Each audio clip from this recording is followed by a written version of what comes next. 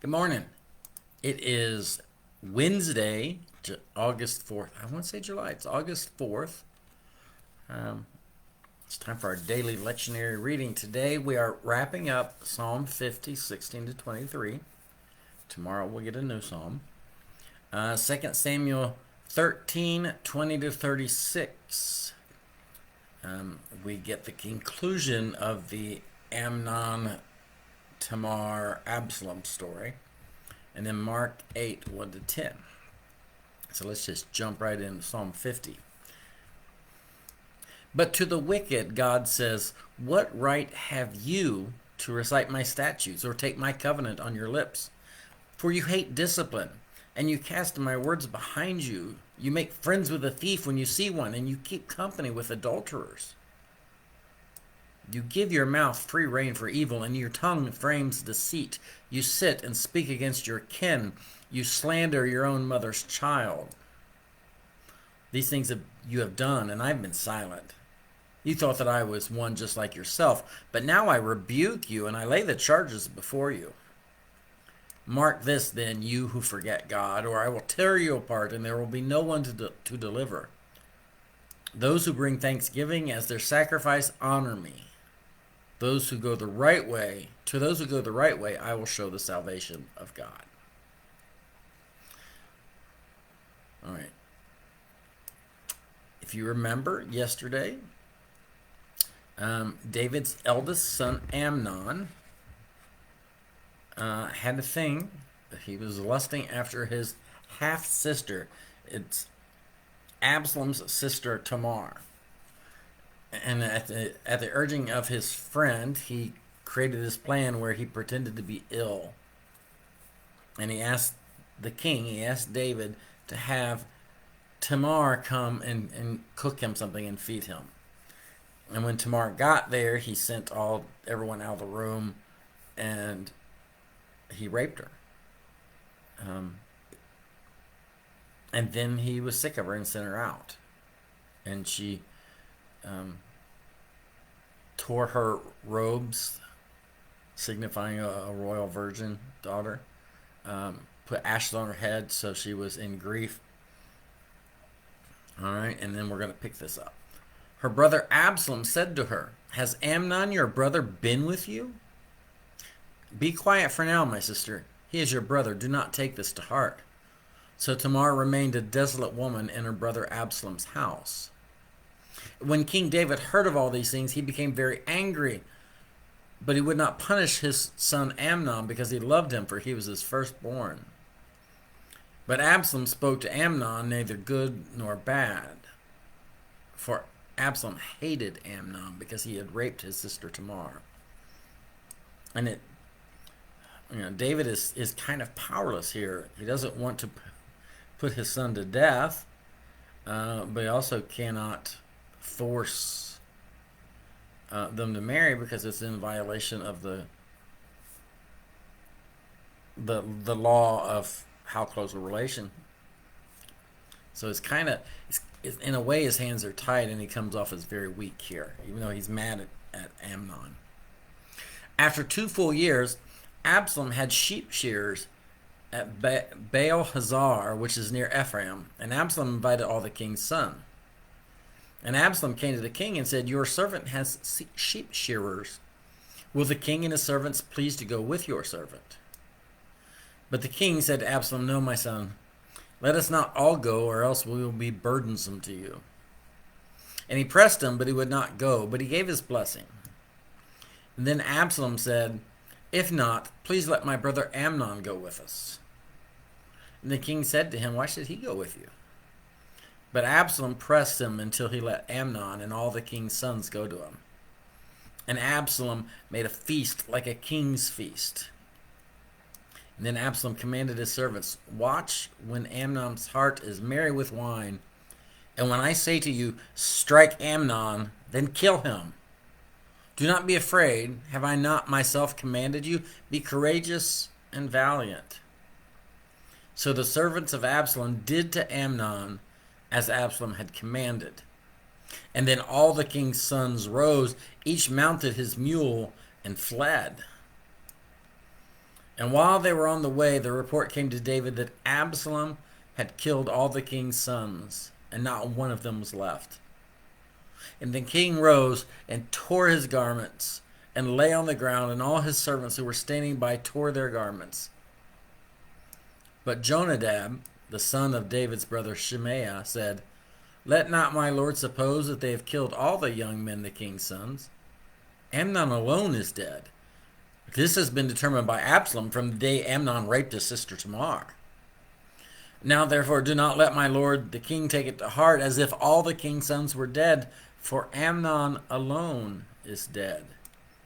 And if you remember, Jonadab is the one who came up with that stupid plan anyway. But Absalom fled. And when the young man who kept watch looked up, he saw many people coming from the Horonaim road by the side of the mountain. And Jonadab said to the king, "See, the king's sons have come, as your servant said, so it has come about." And as soon as he had finished speaking, the king's sons waited and raised their voices and wept. And the king and all his servants also wept very bitterly. Man, waiting 2 years to get your vengeance.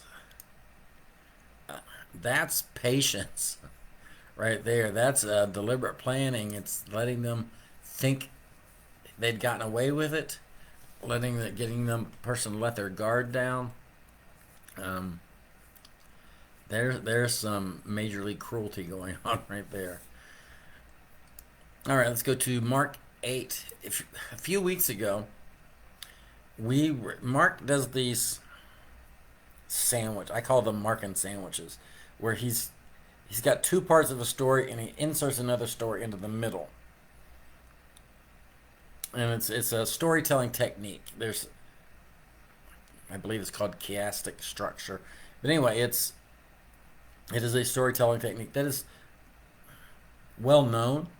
I don't know if it's commonly used, but it's well known in that era. And Mark does use this rather extensively. He does a lot of things in threes like this. And in one of them, a few weeks ago, we jumped over the feeding of the 4,000. We did the one before and we did the one after. Well, now we finally get to the piece that we skipped a few weeks ago. In those days, there was again a great crowd without anything to eat. And he called his disciples and said to them, "I have compassion for the crowd, because they've been with me now for 3 days and have nothing to eat. If I send them away hungry to their homes, they will faint on the way. And some of them have come from a great distance." His disciples replied, "How can one feed these people with bread here in the desert?" And he asked them, "How many loaves do you have?" And they said, 7. Then he ordered the crowd, He ordered the crowd to sit down on the ground, and he took the 7 loaves, and after giving thanks, he broke them and gave them to his disciples to distribute. And they distributed them to the crowd. They also had a few small fish, and after blessing them, he ordered that these too should be distributed. They ate and were filled, and they took up the broken pieces left over, 7 baskets full.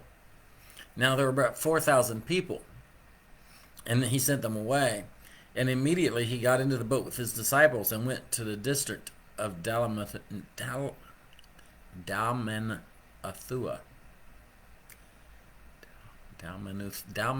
I'll get it right eventually. For some reason, it didn't want to work today. This is one of those weird things that scholars will argue about and people will struggle with.